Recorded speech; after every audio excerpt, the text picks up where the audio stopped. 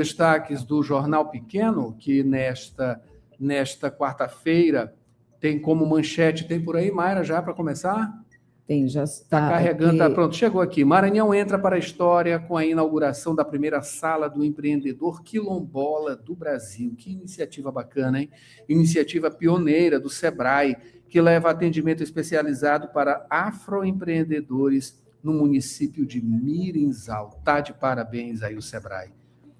Casamento comunitário do Pacto pela Paz oficializa união de mais de 112 casais em São Luís. Arraial da Assembleia reúne mais de 40 atrações em 4 dias de programação na capital maranhense. Para finalizar, governador Brandão libera pagamento de precatórios do Fundef para aposentados e antecipa crédito a profissionais desligados. São 7h17. Esses são os destaques dos principais impressos da capital maranhense. Vamos para o trânsito, Mayra. Dirigir com cuidado é a sintonia da 106. Informações do trânsito.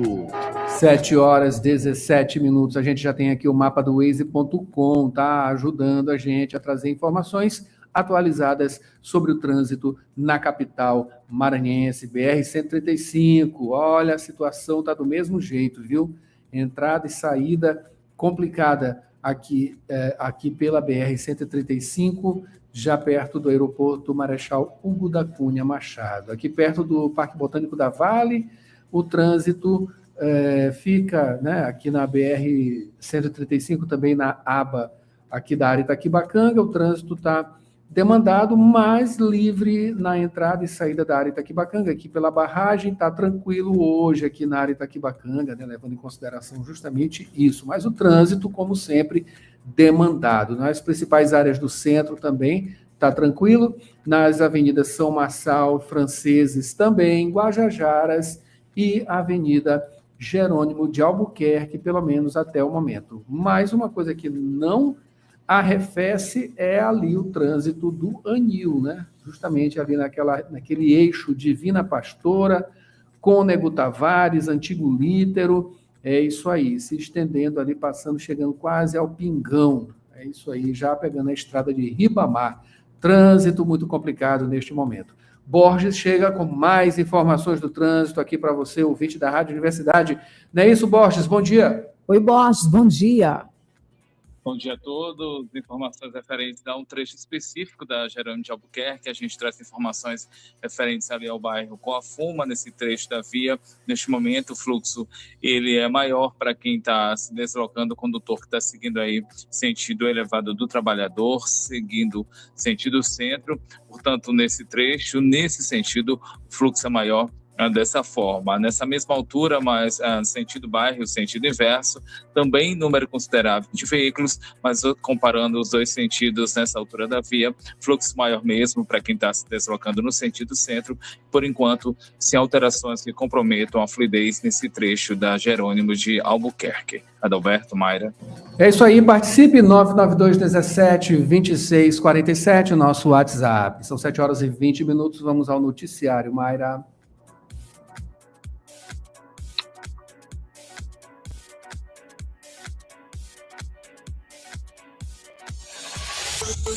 Notícias da cidade. É isso aí, Borges. Vamos ao noticiário. A gente começa falando exatamente do Enem 2026. Termina hoje, portanto, o prazo para inscrição, pagamento de inscrição, né? Isso, Adalberto, prazo limite para quitar a taxa de inscrição do Enem 2026 termina no dia de hoje, termina nesta quarta-feira. Lembrando, o valor é de R$ 85. O boleto ele pode ser acessado na página do participante, no portal do INEP. Pagamento que pode ser feito em bancos, casas lotéricas, aplicativos bancários, Pix, ainda via cartão de crédito, também em débito, em conta ou ainda em poupança e de acordo com as opções disponibilizadas aí pelo banco. Depósito e transferências não são aceitos. O INEP informa, inclusive, que o valor não vai ser devolvido em casos de pagamento em duplicidade. A inscrição ela só vai ser validada após a confirmação do pagamento pelo Banco do Brasil, e tiveram direito à isenção estudantes do terceiro ano da rede pública e candidatos de baixa renda inscritos no CadÚnico, também bolsistas integrais da rede privada e participantes do programa Pé de Meia. O Enem, ele conta ainda com atendimento especializado para candidatos com necessidades específicas, e o resultado dos pedidos vai ser divulgado em 22 de junho. As provas, a gente lembra, são aí as principais portas de entrada de acesso ao ensino superior por meio de programas como SISU, ProUni e FIES. Portanto, então, no dia de hoje, nesta quarta-feira, 17 de junho, prazo limite para quitar a taxa de inscrição do Enem 2026, taxa no valor de R$ 85. Adalberto, Mayra. Borges, falando agora sobre o Superior Tribunal de Justiça, a STF, que mantém um afastamento de prefeito de Buriticupu. O Superior Tribunal de Justiça negou o pedido de habeas corpus, pedido apresentado pela defesa do prefeito afastado de Buriticupu, o prefeito João Carlos Teixeira da Silva, também da deputada estadual Edna Santos Silva. Com a decisão, continuam valendo as medidas cautelares determinadas pela Justiça, inclusive o afastamento do prefeito do cargo. O ministro Reinaldo Soares da Fonseca, ele entendeu que as questões levantadas pela defesa ainda precisam ser analisadas pelo Tribunal de Justiça do Maranhão, que impediu o exame direto do caso pelo Superior Tribunal de Justiça. A defesa, ela pedia a anulação de provas obtidas com a quebra de sigilos bancários e fiscal, solicitava também o encerramento da investigação conduzida pelo Ministério Público. Esse caso, ele apura suspeitas de irregularidades em contratos de limpeza pública no município de Tasso Fragoso. Então, com a decisão, o processo ele segue tramitando nas instâncias judiciais do Maranhão. Adalberto, Mayra. É isso aí, Borges. E trazendo algumas informações do trânsito, tá? A avenida, na verdade, né? A MA 201, que é a estrada de Ribamar, alguns trechos aqui com retenção de trânsito. Na Estrada da Maioba, o trânsito está fluindo com pequena retenção de trânsito, e lá no comecinho, a MA 202, né, ali no encontro com a MA 204, Beira Rio, o trânsito naquela região ali está bem complicadinho. Intervalo agora, a gente volta em seguida. Quer fazer uma graduação sem sair de casa? A Faculdade Laboro tem a solução para você. Com o poder do EAD, você estuda de onde estiver, com aulas ao vivo, interação com professores e a mesma qualidade de ensino que você já conhece. Matrículas abertas para recursos humanos, administração, pedagogia, gestão pública e serviço social. É flexibilidade para a sua rotina sem abrir mão do seu futuro. Garanta a sua vaga agora mesmo. Acesse laboro.edu.br ou fale pelo WhatsApp 98933001491.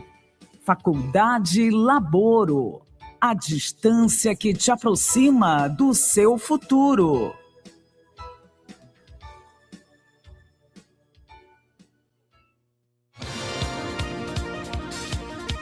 7h25 agora, de volta aqui com o Jornal e também com Borges. Borges agora falando de um assunto, né, que, claro, sempre vai trazer discussões e pontos de vista, né? O Maranhão vai ter que regulamentar mudança de gênero para pessoas não binárias. Isso diz respeito ao registro, não é isso, Borges? Adalberto, o governo do Maranhão deve então criar regras para que cartórios passem a registrar alterações de nome e gênero de pessoas não binárias, frente aí, portanto, como você disse, a registros, identidade de gênero, que não, a gente lembra que binárias, pessoas não binárias, a identidade referente à identidade de gênero, não estritamente masculina ou feminina. A decisão ela é do juiz Douglas Martins e após a ação da Defensoria Pública. Pela determinação, os cartórios então devem aceitar pedidos administrativos para a inclusão dos termos não binário, neutro ou agênero em registros civis. A sentença também proíbe a exigência de laudos médicos ou documentos extras, além dos requisitos já previstos pelo Conselho Nacional de Justiça. Os sistemas dos cartórios vão ter prazo de 60 dias para serem adaptados, garantindo então aí a emissão correta de certidões e o processamento dos pedidos sem a necessidade de ação judicial. A Defensoria Pública apontou a falta de regulamentação no Estado. O juiz destacou que o Supremo Tribunal Federal e o Superior Tribunal de Justiça já reconhecem esse direito, mas a decisão ela ainda vai ser analisada pelo Tribunal de Justiça do Maranhão. Adalberto, Mayra. 7h27, Borges Júnior falando agora do Maranhão, que terá que, aliás, essa matéria já foi falada, é sobre o Fundef, que tem 5 mil beneficiários ainda que não pediram a liberação de valores no Estado. Cerca de 5 mil pessoas ainda não fizeram a habilitação necessária para receber os recursos, os precatórios do Fundef aqui no Maranhão. A informação é da SEDUC, a Secretaria de Educação do Estado, e ainda de acordo com a SEDUC, a maior parte dos casos envolve ex-servidores da rede estadual de ensino, servidores que trabalharam entre os anos de 1998 e 2006, além de herdeiros de profissionais já falecidos. Os valores estão reservados em conta específica e aguardam apenas a regularização dos dados dos beneficiários para que o pagamento, então, seja efetuado. Ex-servidores e herdeiros precisam procurar os canais oficiais da SEDUC e confirmarem a situação. Os pagamentos para servidores ativos foram feitos no dia 13 de junho. Aposentados e desligados começam a receber nesta semana. Já os herdeiros vão ter os repasses iniciados a partir do dia 22 de junho. Mayra, Adalberto.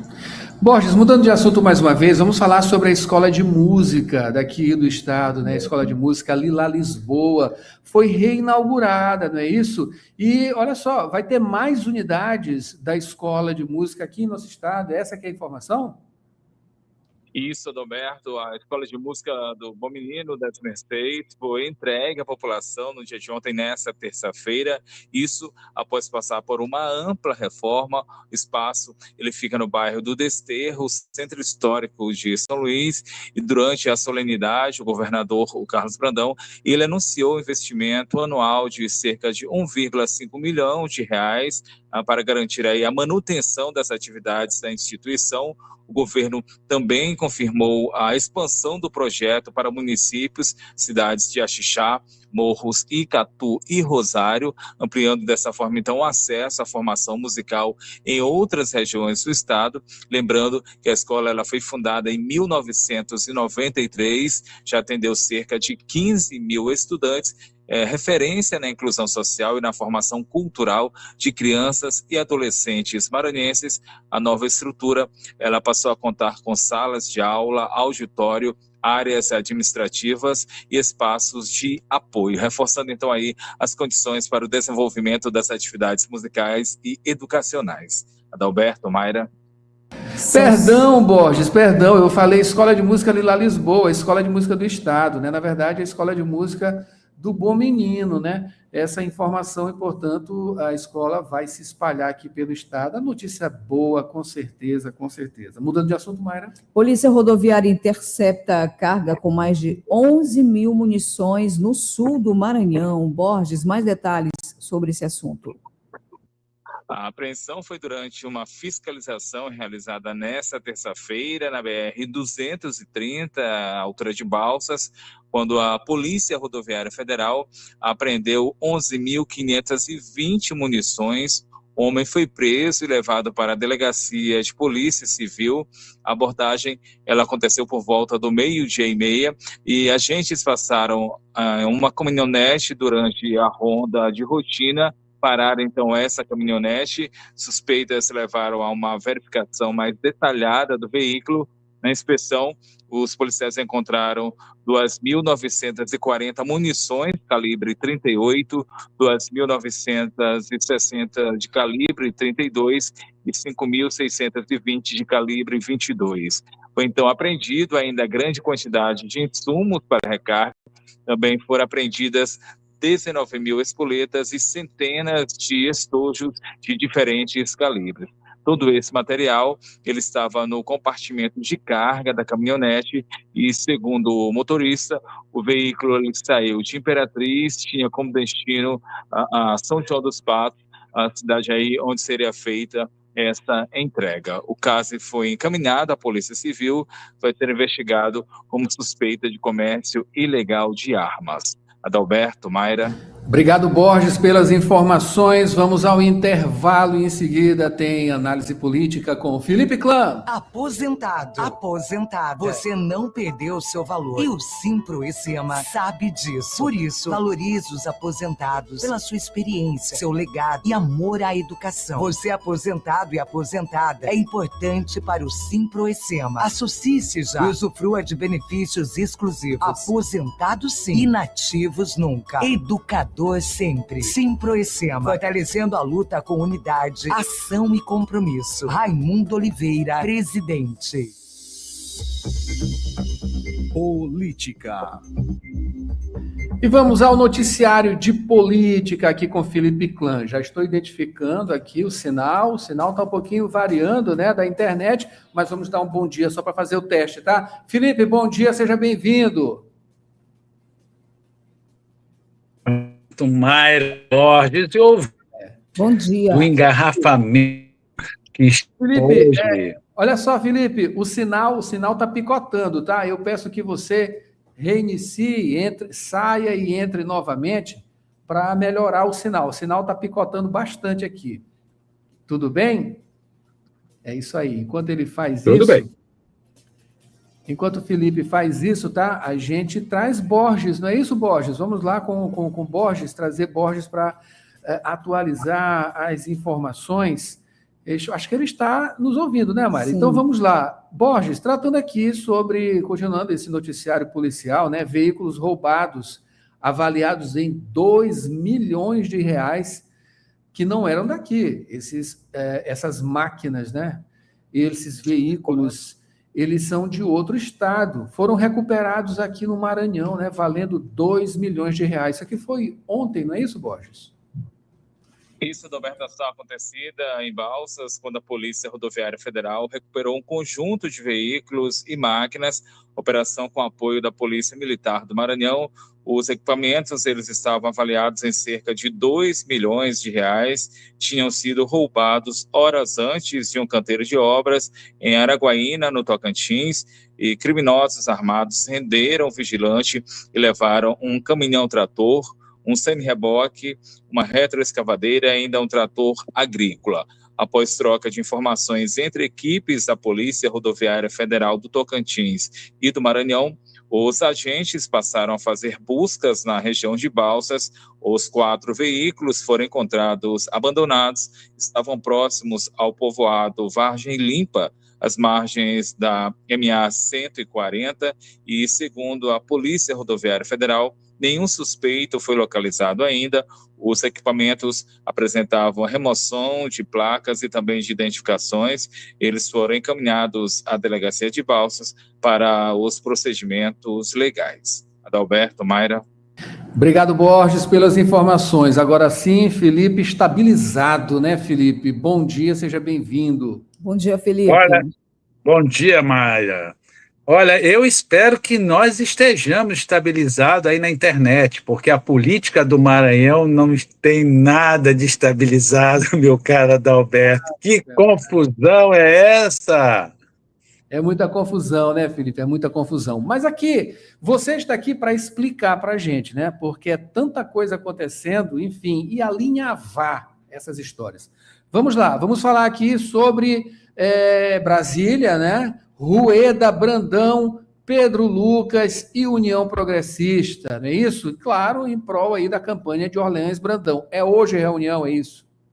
Então, esse negócio de primeira mão, eu não gosto muito desse termo, né, na imprensa, mas sem dúvida nenhuma nós estamos dando essa manchete aqui no jornal Rádio Universidade, que pela madrugada nós conseguimos confirmar com o deputado federal e líder do União Brasil, no Congresso Nacional, melhor, na Câmara de Deputados, o Pedro Lucas, e quem sabe, né, pré-candidato, pode hoje já sair como pré-candidato ao Senado. Sim, vai ter a reunião entre o Rueda, o Brandão e o Pedro Lucas e outros cardeais, né, da chamada Federação União Progressista, que vai estar definindo este processo. É importante entender que nós estivemos conversando com pessoas tanto do União como pessoas do PP, que é do Fufuca, né, em São Luís e em Brasília. E muito interessante que a grande maioria não concordou com a atitude, né, vamos dizer assim, quase futuro pré-candidato ao Senado Fufuca. Eles achavam que precisava amadurecer mais essa conversa, né? Não há nenhum entendimento e no sentido de que a União Progressista vai estar junto com o pré-candidato Braide na eleição, e aí vai ter que ser colocado isso na pauta. Ou seja, hoje nós vamos entender, primeiro, se a União Progressista vai estar à parte novamente, né, como foi na última campanha. Na última campanha, vamos lembrar que eles estiveram juntos, sim, do Brandão, mas estiveram individuais, vamos chamar assim, né, libertos de qualquer amarra partidária ou estrutural. Mas o que se entende é que o Progressistas e União Brasil, né, na sua grande maioria, os prefeitos, deputados, todos continuam com Orleans Brandão. O que vai ser definido hoje é a questão se vai estar na chapa majoritária. Particularmente, eu entendo que o Pedro Lucas tem, sim, o aceite e a bênção dos cardeais de Brasília para ser o próximo pré-candidato ao Senado no Maranhão, meu caro Adalberto. É isso aí, Felipe. Felipe vai falar sobre Fufuca e todas as emendas que estão acontecendo, né? Emendas que eu digo, não é nem emenda parlamentar, né? São as emendas de articulação. Felipe, segura, tem um break, intervalo, 1 minuto a gente volta. Vamos lá, Mayra. Quer fazer uma graduação sem sair de casa? A Faculdade Laboro tem a solução para você. Com o poder do EAD, você estuda de onde estiver, com aulas ao vivo, interação com professores e a mesma qualidade de ensino que você já conhece. Matrículas abertas para recursos humanos, administração, pedagogia, gestão pública e serviço social. É flexibilidade para a sua rotina sem abrir mão do seu futuro. Garanta a sua vaga agora mesmo. Acesse laboro.edu.br ou fale pelo WhatsApp 98933001491. Faculdade Laboro. A distância que te aproxima do seu futuro.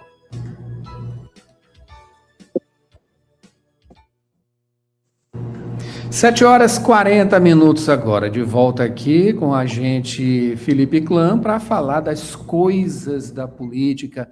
Felipe, só se fala em Fufuca, né? É o DNA isso aí, Felipe? Olha, eu acho que quem tem que responder é o próprio Fufuca, né? Quanto à questão do DNA, né, que a gente coloca aqui, ou um formato de conduta política, depende muito do DNA, né, de como que o Fufuca, filho e pai, se comportam na política do Maranhão e do Brasil. Lembrando que na última eleição o Fufuca até o último minuto jurava paixões ao Everton Rocha, quando ele observou, né, ele gosta muito de pesquisa, né, inclusive ele ter desistido de ser pré-candidato, né, na chapa do Orleans Brandão foi porque ele fez uma pesquisa, que depois até foi divulgada, essa pesquisa, foi um fato muito estranho, né?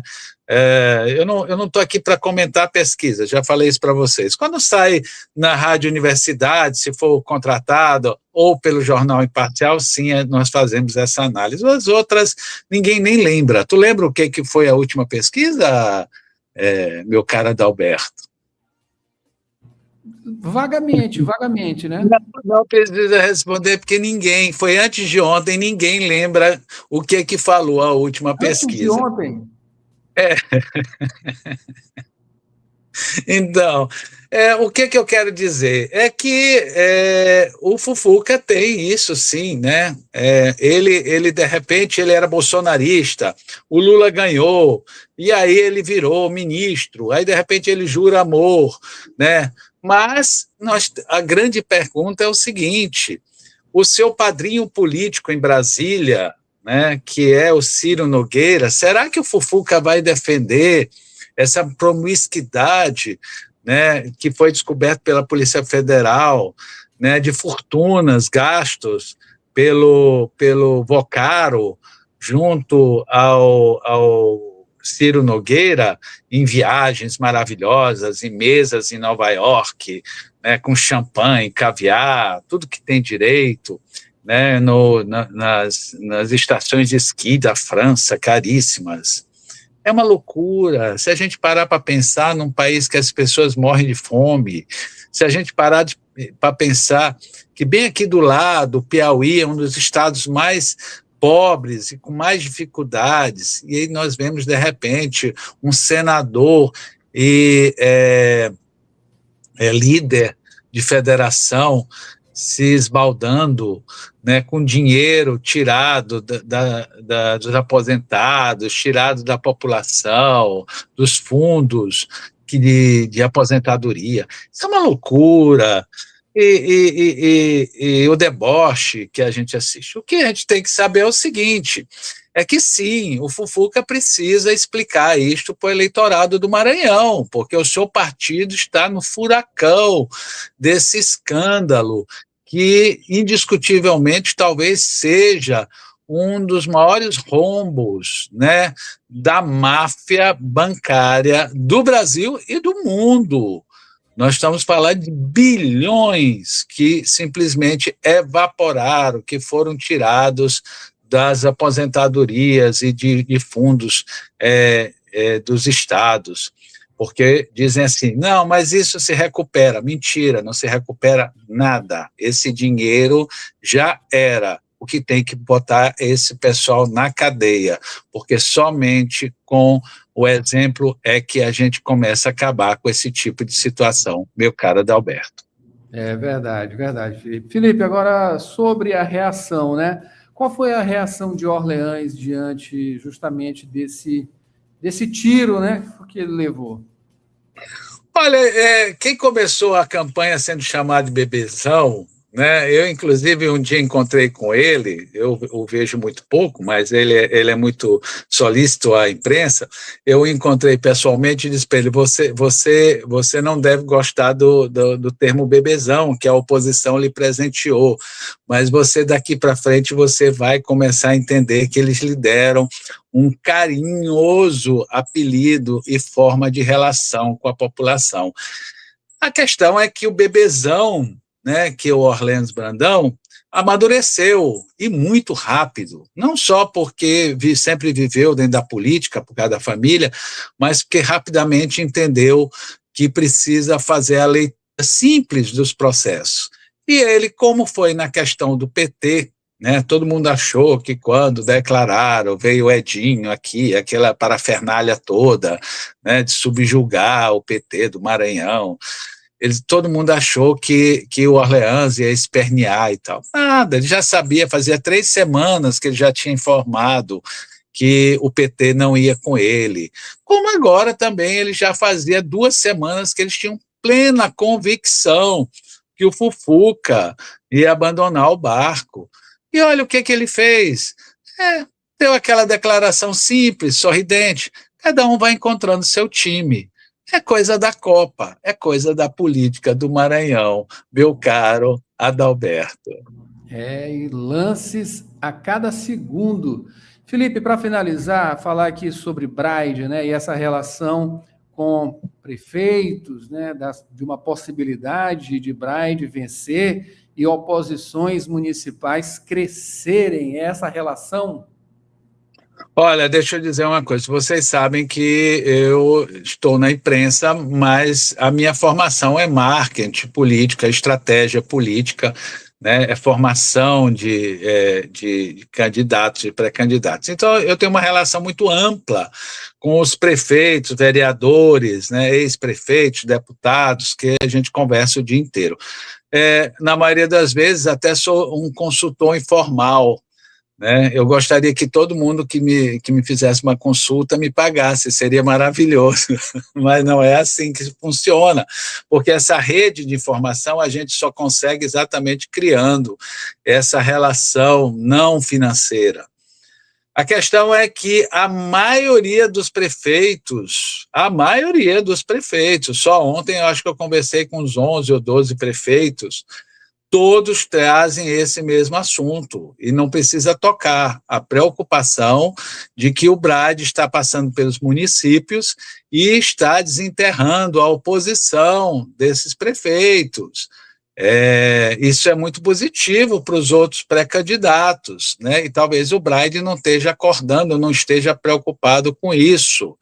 Mas a questão é que cada hora mais os prefeitos estão conversando entre si e entendendo que se o Braide for eleito, os seus opositores é que vão estar dentro do Palácio dos Leões. E isto é muito perigoso para qualquer pré-candidato. Você ter os prefeitos como seu adversário ou prefeitos que vai fazer de conta que está se mexendo e não vai se mexer, é dizer que a eleição pode estar perdida.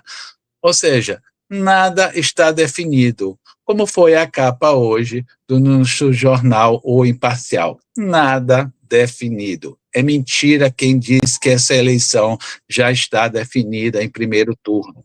Primeiro, que ninguém sabe a cabeça do eleitor. Segundo, que o eleitor nem está participando da campanha, meu caro Adalberto Mayra e Borges. O eleitor está mais ligado, acredito, né, na Copa, né? E por falar em Copa, Paulo vem aí com informações de Messi, Haaland, Mbappé e Cristiano Ronaldo também, tá? Fica ligado aí, Felipe. Tem muita informação bacana aqui também no esporte, não é só política aqui não, tá? Tem informação do esporte também com o Paulo. Felipe, muito obrigado. A gente espera você amanhã aqui com mais análise política, tá? Um bom dia. Vamos ficar antenados, meus caros. Um abraço. Abraço. Mara Nogueira, vamos para o esporte. Paulo está só na expectativa. 5º Congresso Ambiental dos Tribunais de Contas, de 23 a 25 de junho no Multicenter Sebrae, em São Luís. Com o tema Emergência Climática, Responsabilidade Fiscal e Justiça Socioambiental. O papel do controle externo na agenda do meio ambiente. Análises, debates e trocas de conhecimentos e experiências, com o objetivo de construir soluções para os desafios contemporâneos que envolvem o meio ambiente. Inscrições gratuitas e pelo site do Tribunal de Contas do Estado do Maranhão. www.tcena.tc.br. Participe! 5º Congresso Ambiental dos Tribunais de Contas. Promoção: Associação dos Membros dos Tribunais de Contas do Brasil, Instituto Rui Barbosa e Tribunal de Contas do Estado do Maranhão. Apoio Rádio Universidade FM. Boletim da Copa.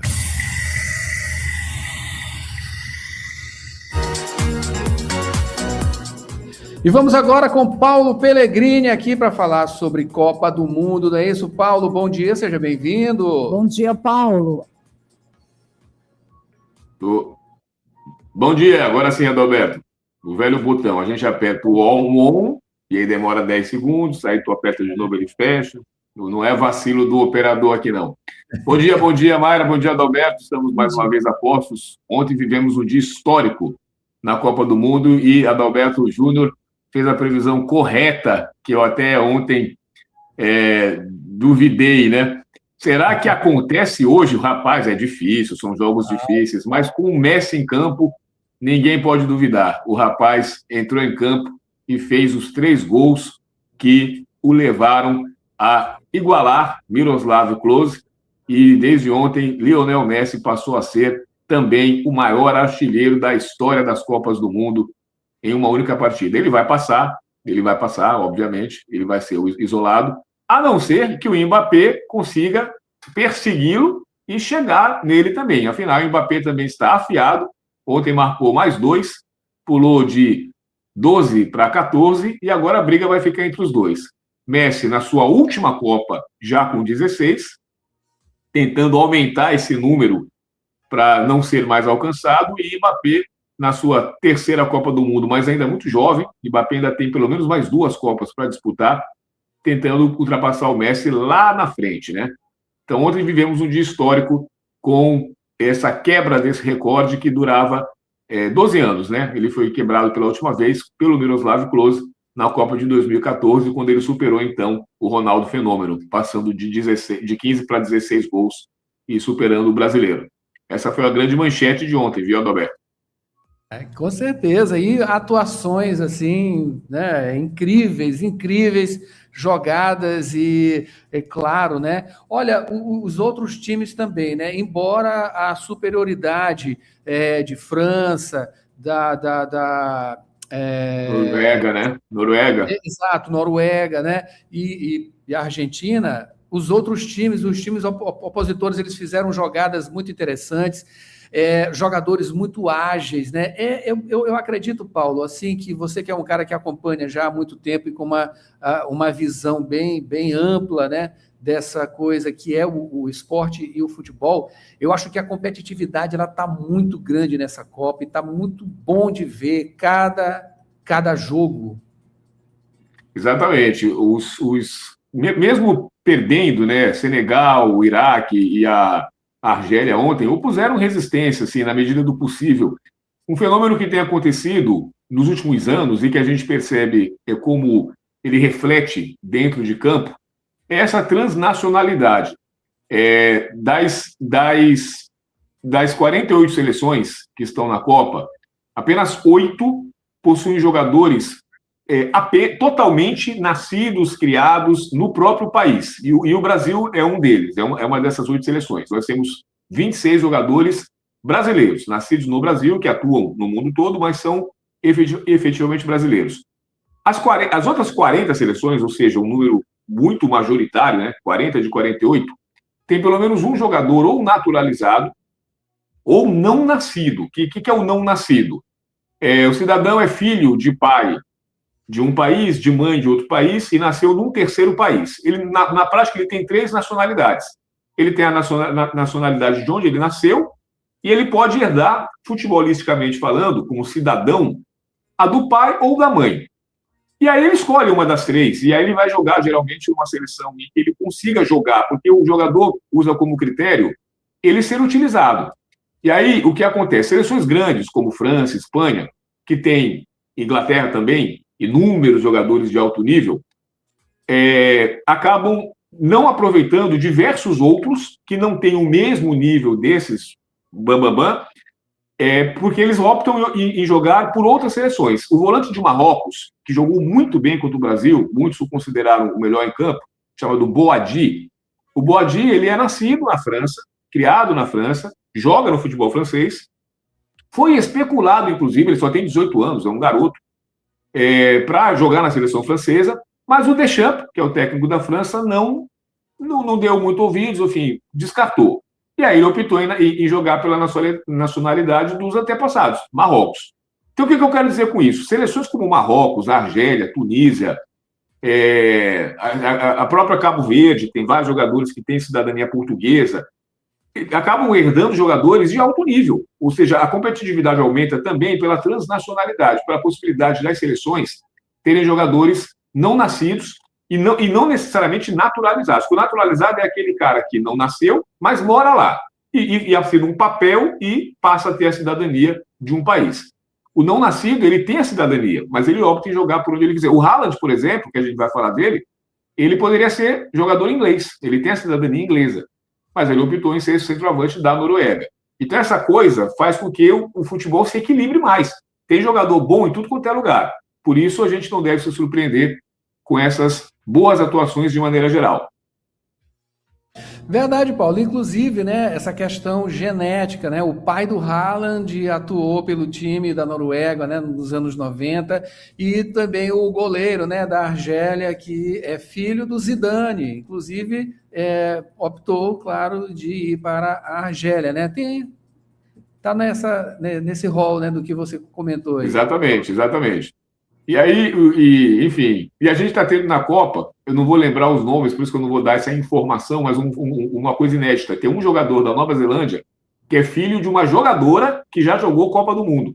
Ou seja, a primeira vez na história que o fenômeno acontece com mãe e filho.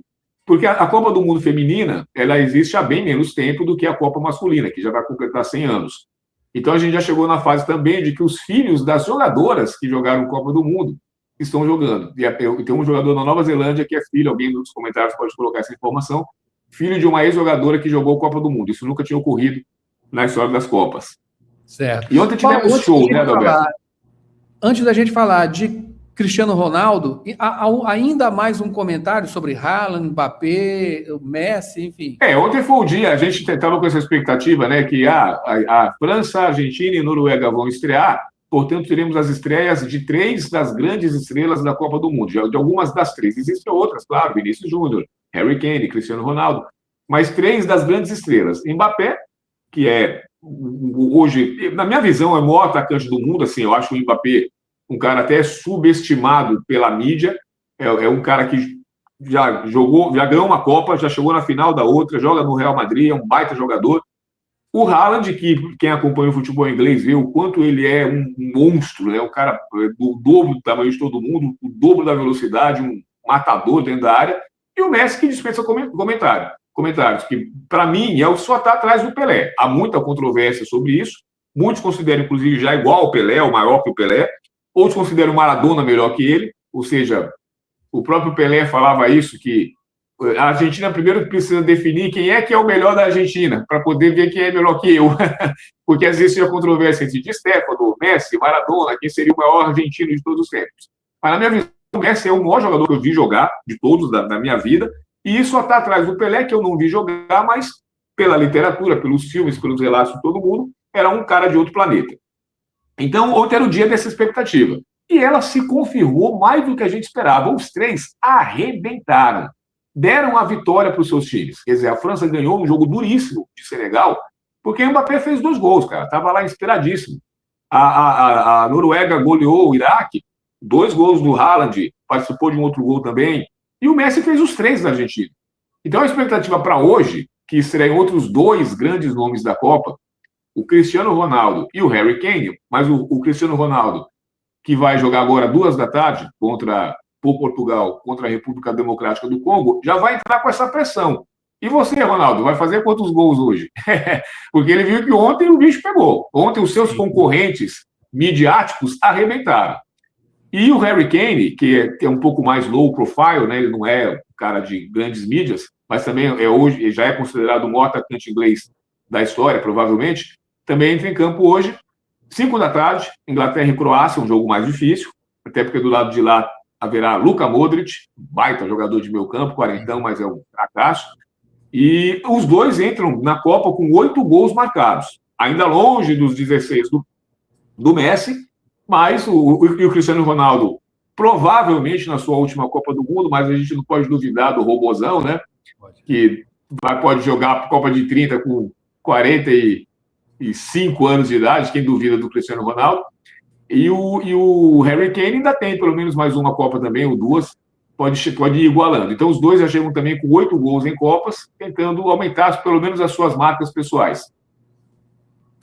Paulo, para finalizar, né, saindo do escândalo, né, que é o futebol desses caras, né? Quanto futebol é escandaloso o que esses caras jogam, né? Mas tem escândalo, outro tipo de escândalo também na CBF. O que aconteceu, Paulo? Olha, a CBF vinha atravessando nos últimos anos, né, uma série de escândalos.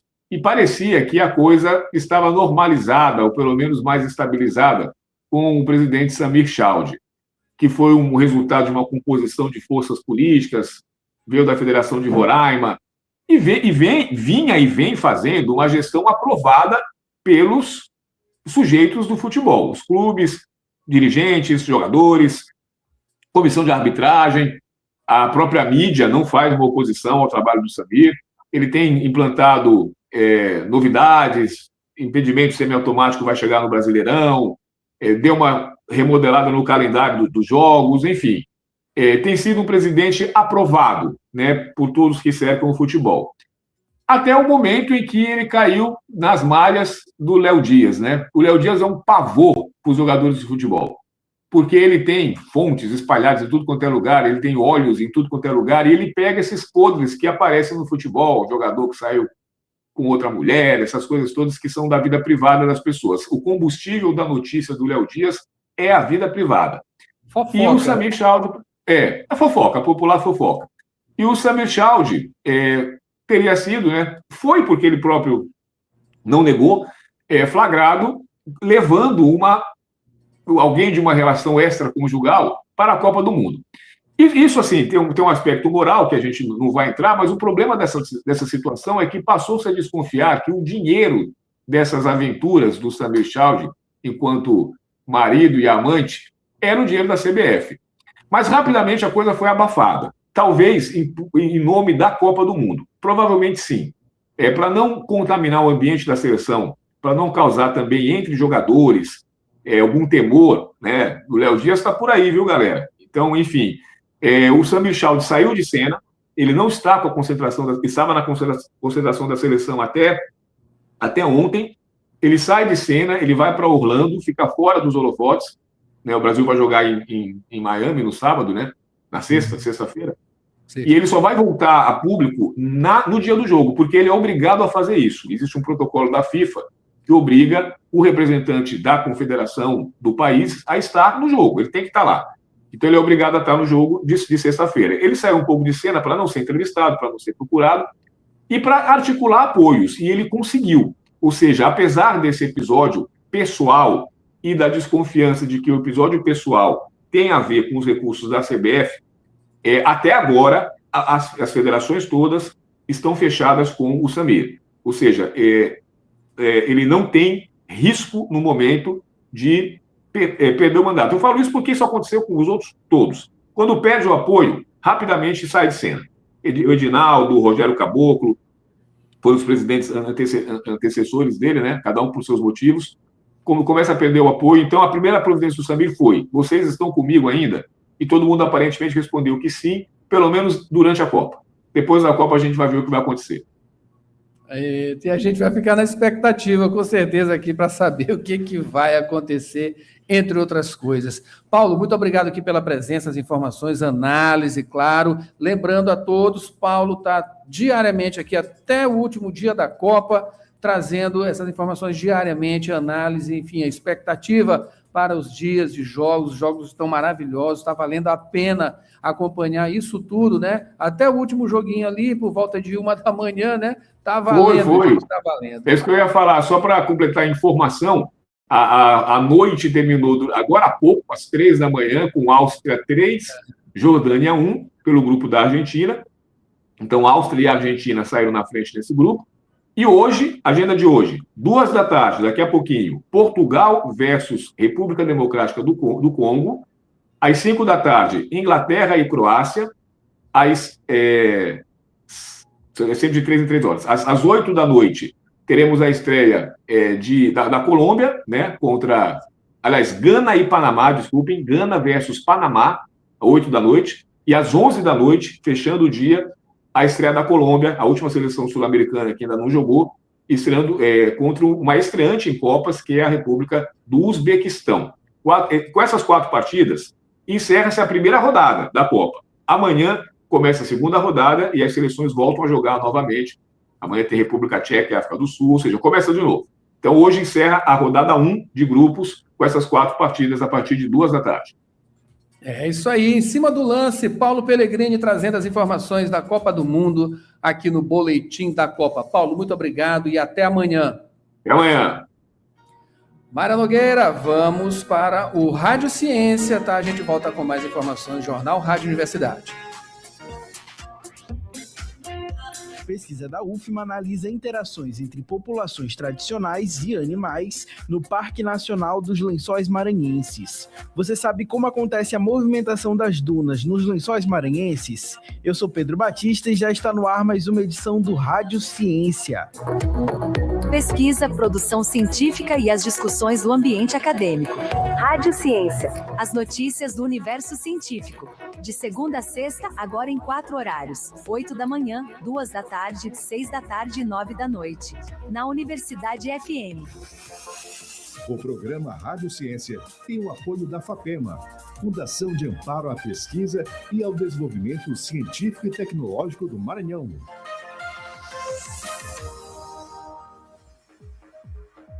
Pesquisa da UFMA analisa interações entre populações tradicionais e animais no Parque Nacional dos Lençóis. Considerado Patrimônio Natural da Humanidade pela Unesco, Organização das Nações Unidas pela Educação, Ciência e Cultura, o Parque Nacional dos Lençóis Maranhenses abriga uma biodiversidade única, marcada pela transição entre Cerrado, Caatinga e Amazônia. Dentre os animais que compõem esse ecossistema estão os tamanduás, tatus e preguiças. Além disso, também há um santuário reprodutivo para as tartarugas marinhas. Inserida nesse cenário, uma pesquisa da Universidade Federal do Maranhão investiga as interações das populações tradicionais com os mamíferos e répteis do parque. Com a proposta de compreender se os fatores socioeconômicos influenciam o conhecimento das comunidades tradicionais sobre esses animais, o estudo é conduzido pelo mestre do Programa de Pós-Graduação em Ciências Ambientais da UFMA, campus Chapadinha, a 245 quilômetros de São Luís, Pedro Vitor Cardoso dos Santos. De acordo com o pesquisador, o interesse por esse tema vem desde a graduação, como uma forma de preencher lacunas de estudos sobre a relação entre ser humano e fauna.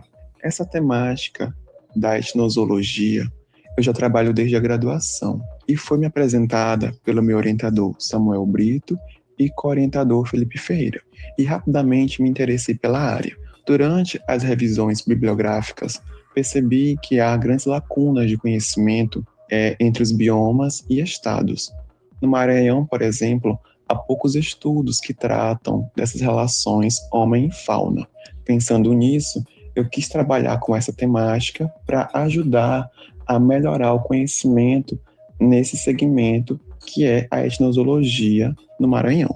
As etapas de investigação envolveram 9 comunidades, 4 de Santo Amaro e 5 de Barreirinhas, com participantes de ambos os sexos e com idade de 18 a 79 anos. Após a seleção dos participantes, foram aplicados questionários e realizadas entrevistas sobre o contato desses moradores com os animais. A pesquisa conseguiu registrar 36 espécies, sendo 56% répteis não aviários e 47 mamíferos.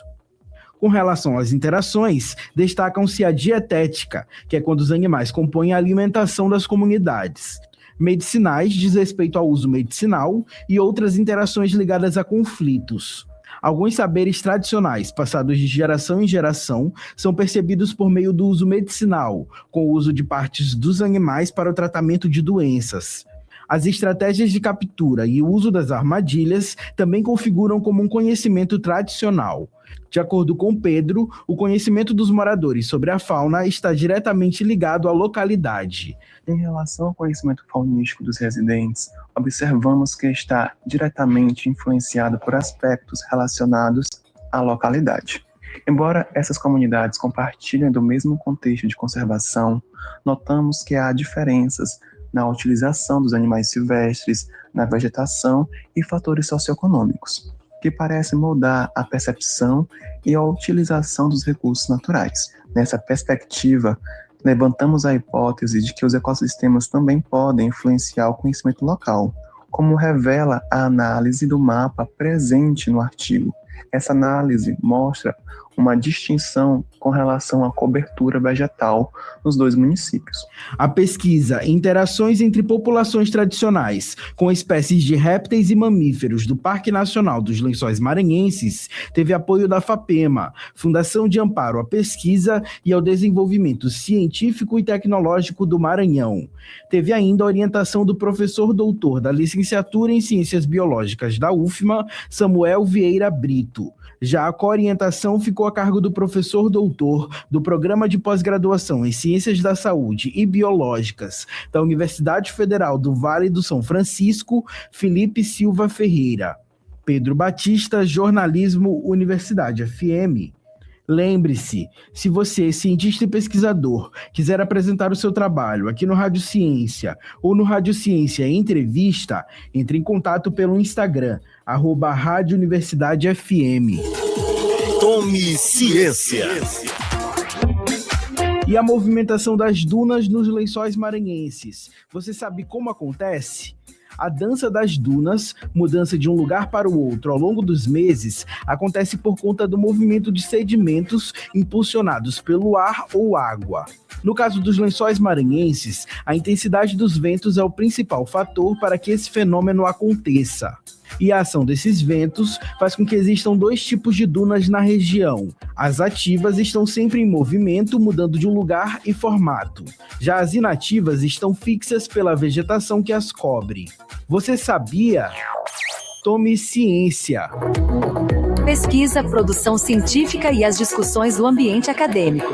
Rádio Ciência. As notícias do universo científico.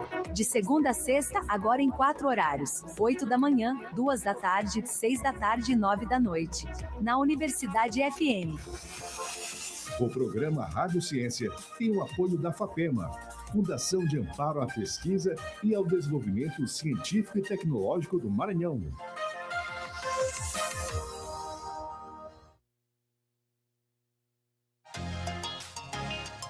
Fundação de Amparo à Pesquisa e ao Desenvolvimento Científico e Tecnológico do Maranhão apoiou a revitalização do acervo do artista Beto Bittencourt. O projeto Viva, Teatro de Bonecos e Biblioteca Mário Meirelles, Cultura, Leitura e Identidade para Transformar, restaurou os 300 bonecos teatrais e modernizou a biblioteca com 3.000 títulos, além de criar uma plataforma digital interativa com recursos de acessibilidade. Alunos do Centro de Atendimento Educacional Especializado para Altas Habilidades de São Luís visitaram o espaço, participaram de contação de histórias com bonecos de fantoche e conheceram a obra do artista, que é referência do teatro de animação maranhense. A iniciativa faz parte do edital de apoio a acervos museológicos, históricos e culturais do Maranhão, que aprovou 11 propostas com investimento total de R$500 mil. O projeto também prevê oficinas de confecção de bonecos e criação textual a partir de julho. FAPEMA, fortalecendo a cultura e a memória do Maranhão.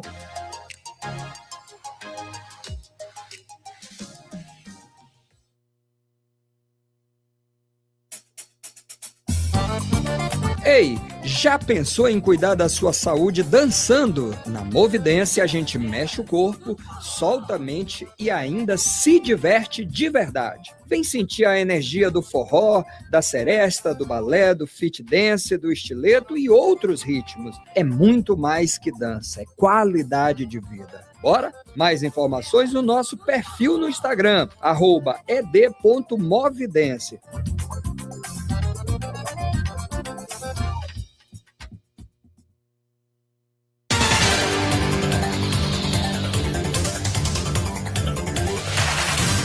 De volta com o Jornal Rádio Universidade, de volta com a informação, de volta com Borges Júnior. Borges, agora falando sobre tecnologia, ajudando a prender 5 foragidos durante festas juninas.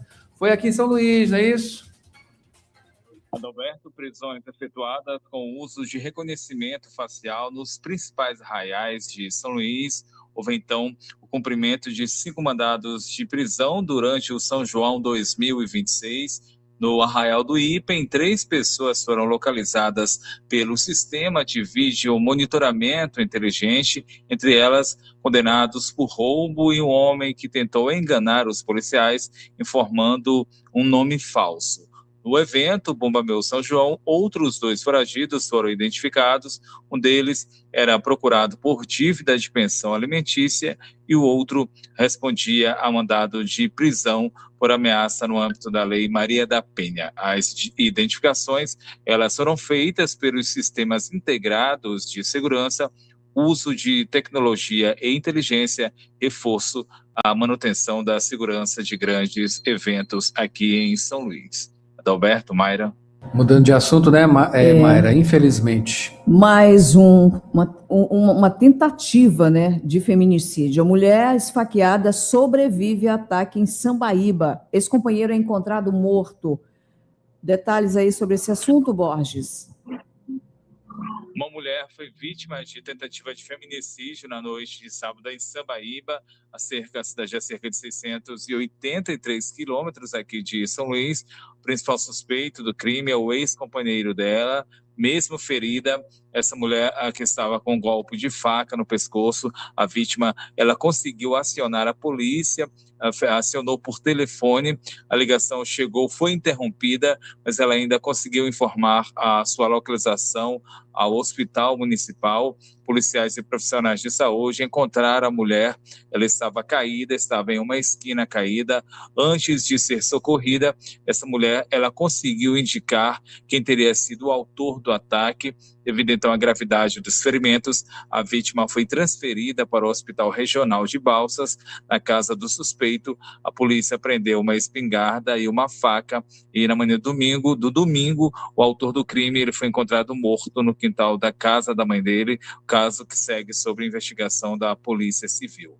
Adalberto, Mayra. Lamentável, né, Borges? E a gente sempre está aqui fazendo esse alerta que se você, mulher, estiver passando por alguma situação de violência doméstica, seja qual for, se estiver em perigo, ligue imediatamente para o 190, Polícia Militar, faça uma denúncia, você que perceber, sentir aí que está acontecendo algo parecido, qualquer tentativa de violência contra a mulher, tem o 180, que é Central de Atendimento à Mulher, 24 horas, tá? Sempre aí atentos. Você não pode, mulher, deixar essa situação chegar ao pior, né? Que é justamente o feminicídio. Você, não só mulher, qualquer pessoa. Qualquer pessoa, mas a gente está falando exatamente da mulher, porque ela é que sofre mais, né? Você não está sozinha, né? Então você precisa sim pedir ajuda, e quem estiver presenciando algum tipo de violência também precisa fazer a sua parte. Não é isso, Adalberto? É isso aí. Mayra, vamos mudar de assunto aqui, falar sobre a Universidade Federal do Maranhão, que está definindo horários especiais durante os Jogos da Copa, Jogos do Brasil, não é isso, Borges? Isso, Adalberto, a UFMA anunciou regras especiais de expediente, isso nos dias em que a seleção brasileira entrar em campo, Jogos da Copa do Mundo de 2026. A medida, ela segue portaria do governo federal e permite a saída antecipada dos servidores. A participação, ela é opcional. Quem preferir pode manter o horário normal de trabalho. Os servidores considerados essenciais, os serviços considerados essenciais vão continuar funcionando normalmente, para os professores, a orientação é que as aulas presenciais afetadas pelos horários dos jogos sejam repostas em outra data ou turno, que garante aí o cumprimento do calendário acadêmico e também da carga horária. A saída antecipada ela está autorizada conforme o horário das partidas, para jogos às 2 da tarde, saída às 11 da manhã, para jogos às 4 da tarde, a saída é a partir de 1 da tarde, já às 5 da tarde os jogos, quando acontecerem nesse horário, a saída ela é a partir das 2 da tarde, já as partidas que acontecerem às 6 da tarde, a saída ela deve começar às 3 da tarde, e quando os jogos forem realizados às 7 da noite, essa saída deve ser a partir das 4 da tarde. E ainda em relação às partidas dos jogos, os jogos disputados às 9h30 da noite, havendo o expediente, quem estiver ainda, a saída foi estabelecida a partir das 6h30 da tarde, já os jogos às 10 da noite, saída a partir das 7 da noite. E lembrando, as horas não trabalhadas, elas devem ser compensadas, essa compensação entre os dias 3 de agosto e 30 de setembro de 2026, no caso dos servidores presenciais, a reposição ela pode ser feita com até 2 horas extras por dia. Já os participantes, o PGD, farão a compensação por meio das entregas previstas em seus planos de trabalho.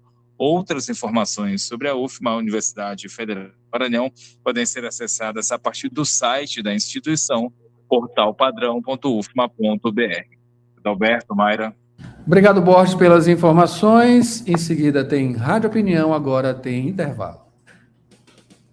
Atenção, São Luís! O seu futuro acaba de ganhar um novo endereço. A Faculdade Laboro chegou com um novo campus, agora na Coab. Novas oportunidades e o mesmo compromisso com o seu sucesso. Escolha o seu caminho: direito, estética e cosmética, administração, recursos humanos, pedagogia, serviço social e gestão pública. Matrículas abertas. Acesse laboro.edu.br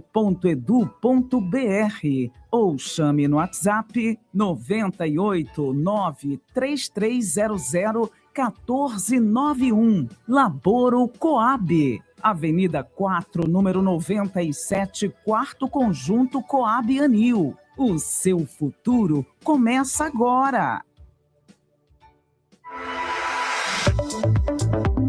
Rádio Opinião. A opinião de quem entende do assunto.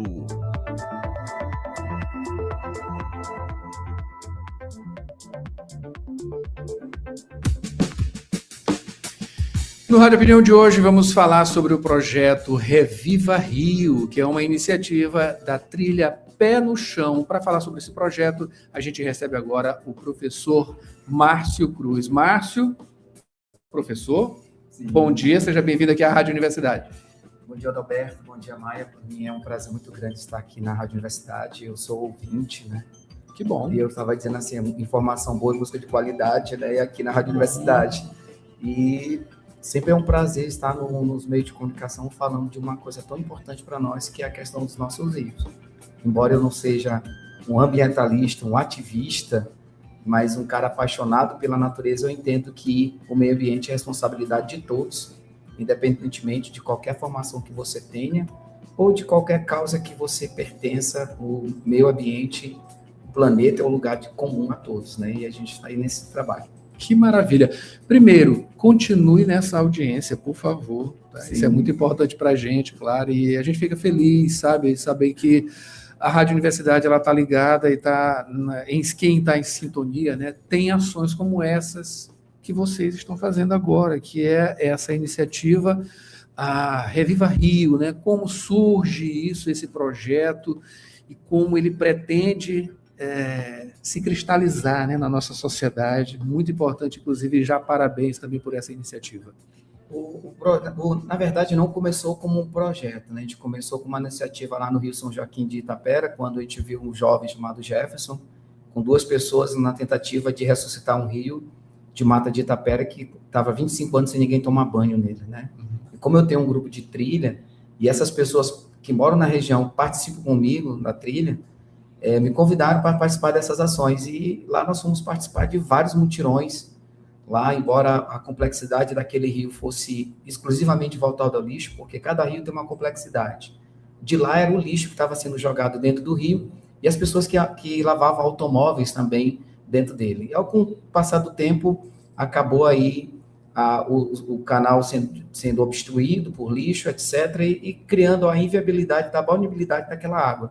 Então, durante 4 meses, a comunidade foi forte. Eu participei mais ou menos de uns 4 mutirões, inclusive fazendo as placas de sinalizações que hoje tem lá no Rio. E depois disso, eu vi o pessoal chamar a gente para o Santa Bárbara, que é onde eu tenho minha raiz, no Rio de Santa Bárbara, na comunidade de lá.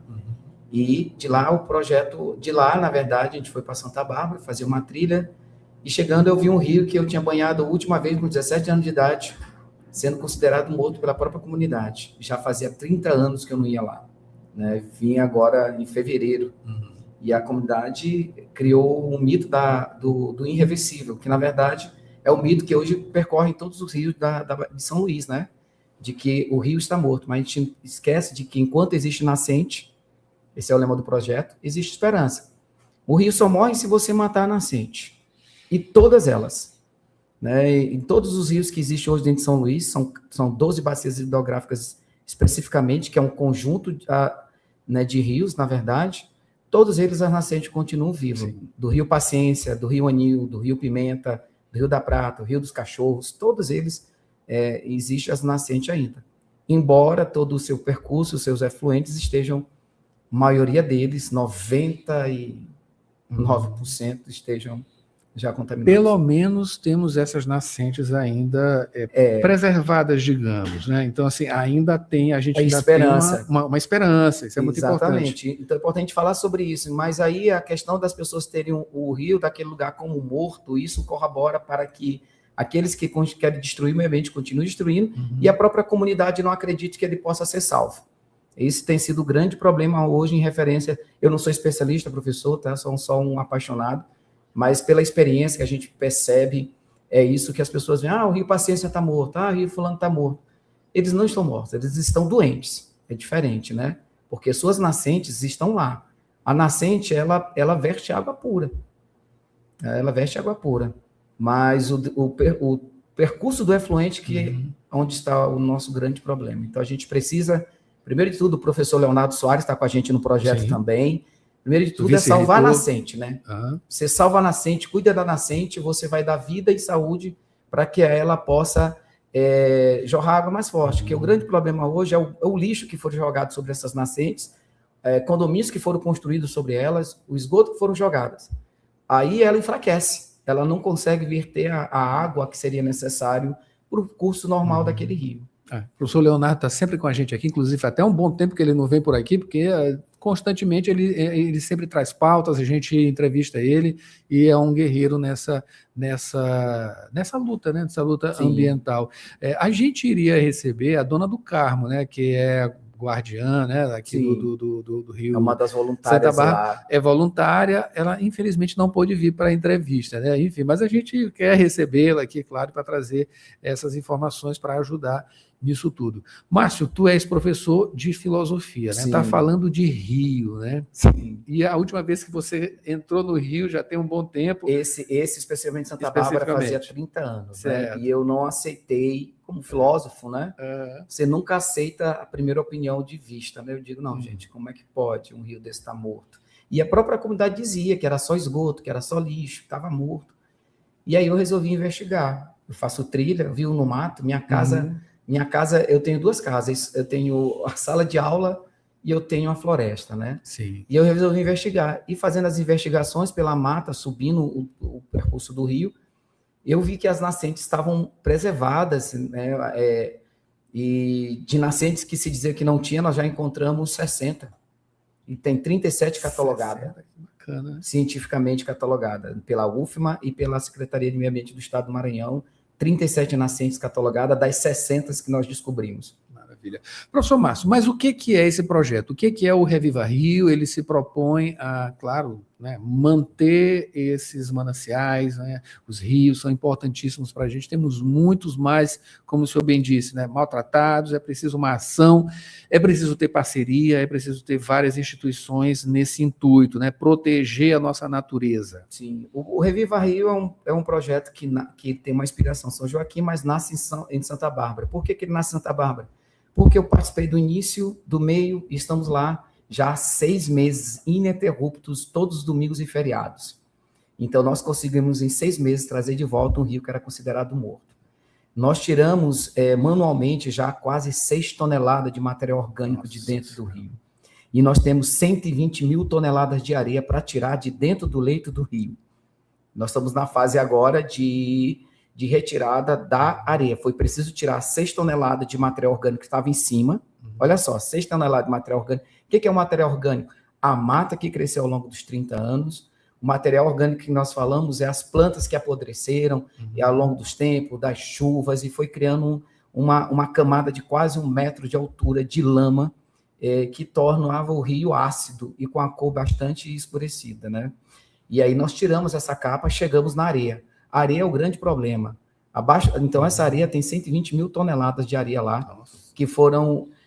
o rio foi assoreado porque a mata ciliar foi desmatada para a retirada de barro para a construção de condomínios na região.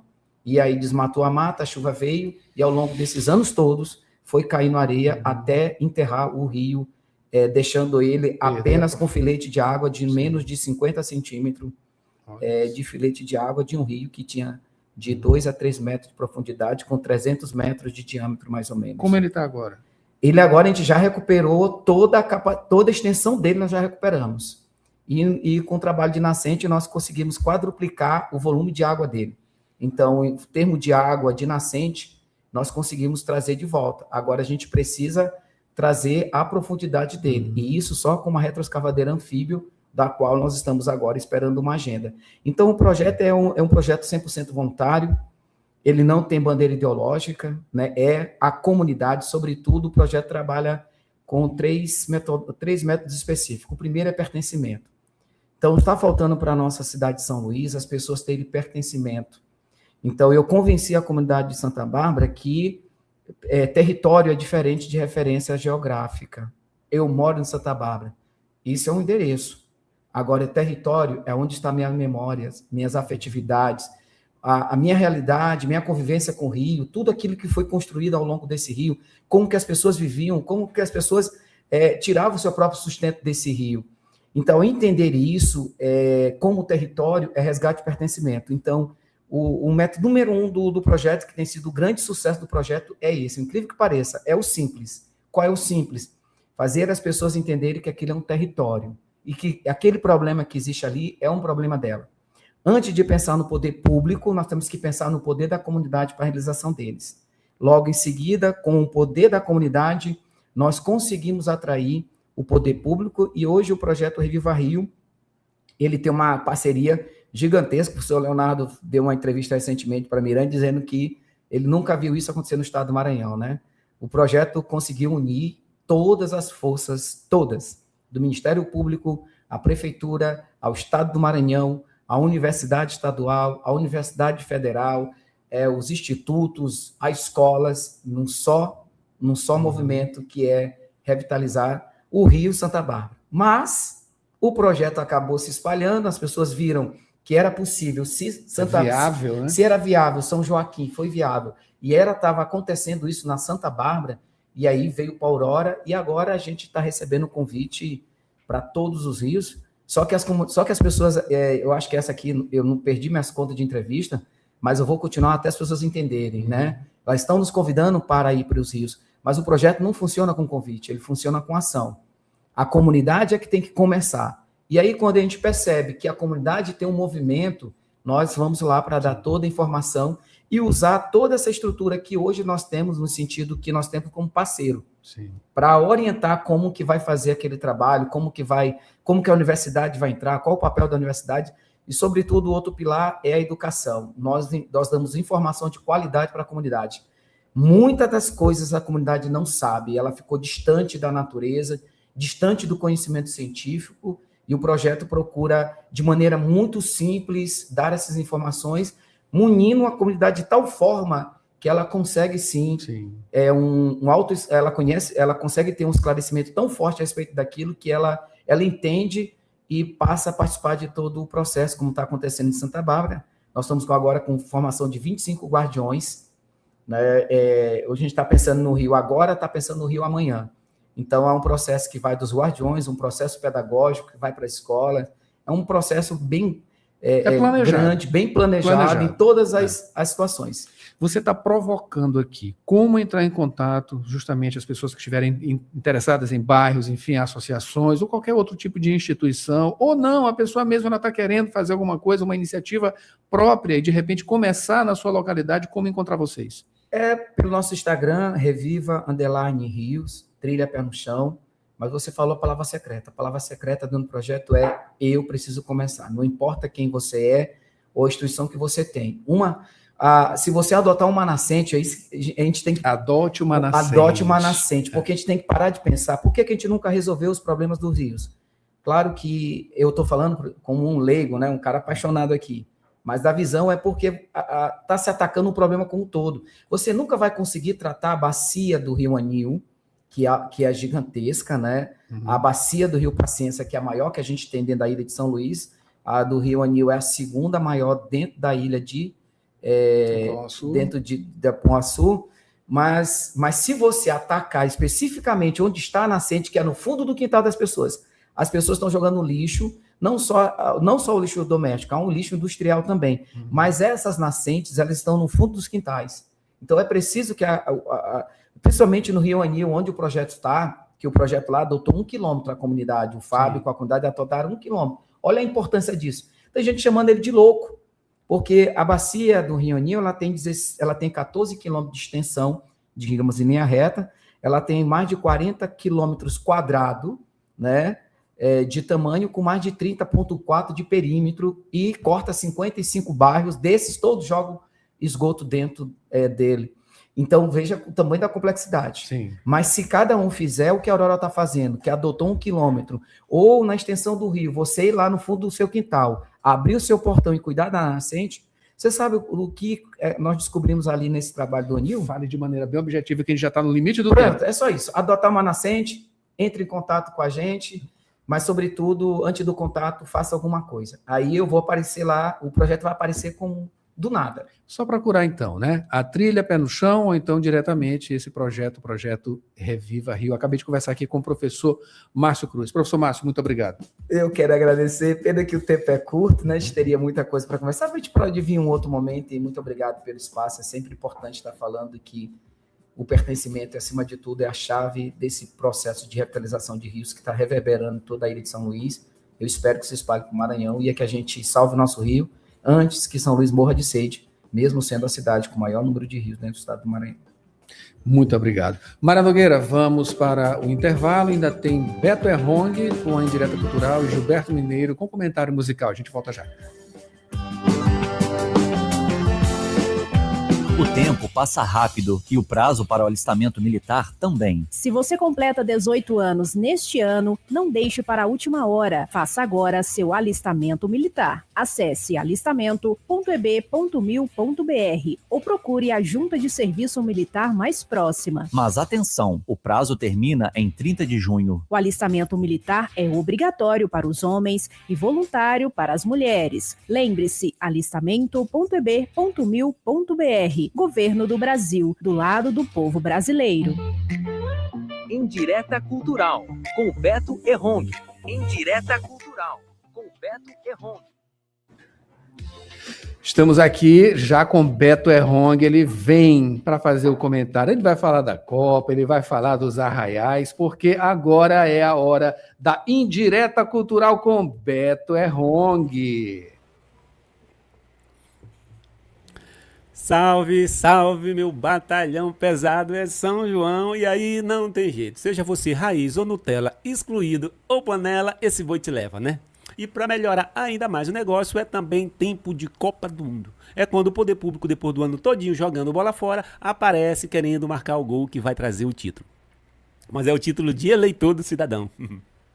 Só que, contudo, porém, se o VAR estiver funcionando, não vai ter vitória. É que deu para todo mundo ver que foi falta. Falta de vergonha na cara de quem deveria valorizar mais a prata da casa. Enquanto grandes atrações jogam na Champions League dos cachês astronômicos, os grupos tradicionais da periferia e os artistas locais muitas vezes jogam a Série D, sem chuteira e esperando o pagamento do cachê que só sai em novembro. Ah, se é Copa do Mundo e São João, a gente não pode esquecer das figurinhas. E é cada uma que a resenha não dá conta. Há algumas, por sinais, bem difíceis. A do fiscal de prestação de contas justas, por exemplo, essa ninguém acha. Em compensação, a figurinha do político que só aparece no arraial para tirar foto segurando a matraca vem em todo o pacotinho.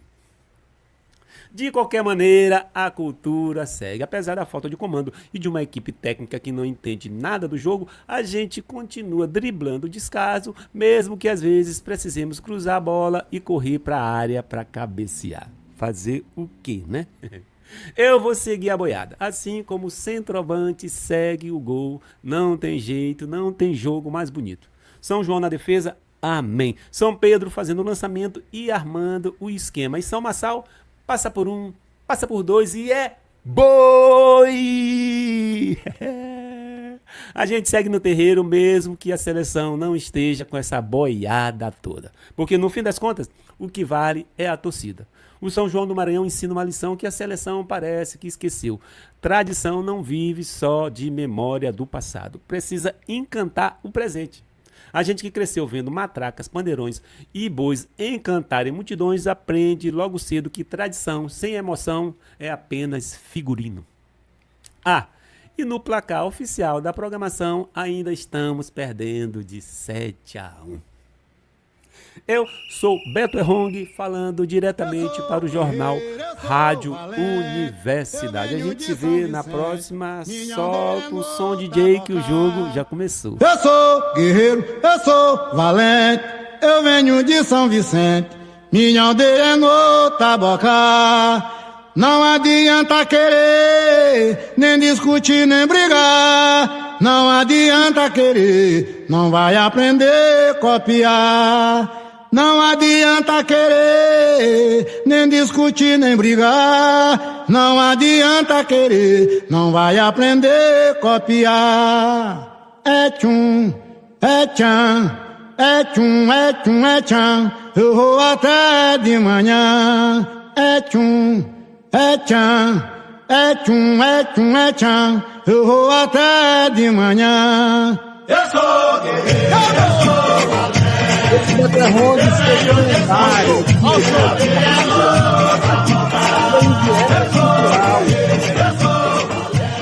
Agora não é isso, Mayra? Isso, vamos lá.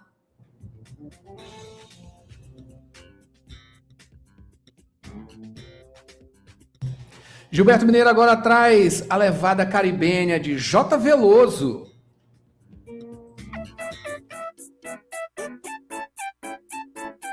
Em seu terceiro disco, o compositor, cantor, produtor musical, diretor artístico e agitador cultural J. Veloso mantém as características de gostar de uma diversificação rítmica, mantendo a unidade nas mensagens de suas canções, gravadas nas vozes de artistas como Maria Bethânia, Gal Costa, Beth Carvalho, Jorge Vecílio, Caetano Veloso, só para citar alguns. Na faixa Voz da Alegria, J. Veloso divide os vocais com Caetano Veloso numa gostosa levada caribenha. Gilberto Mineiro do Cia da Música, toda quinta, 8 da noite, para o jornal Rádio Universidade. Quem dera minha morena, a voz salvasse a vida. Ai, ai, meu amor chegou pra cantar. Ai, ai, tirando na alma a dor mais escondida. Ai, ai, meu amor chegou pra cantar. Ai, ai, meu amor chegou.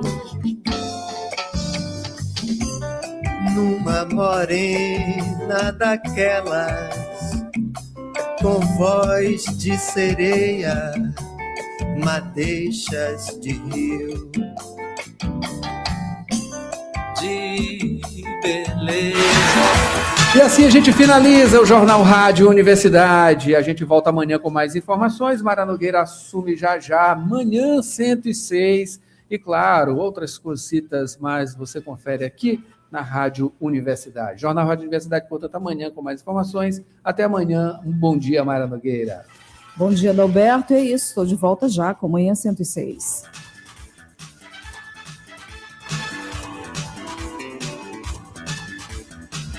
É saúde? Fale com o especialista. Informação que cuida. Orientação que faz bem. Toda quarta,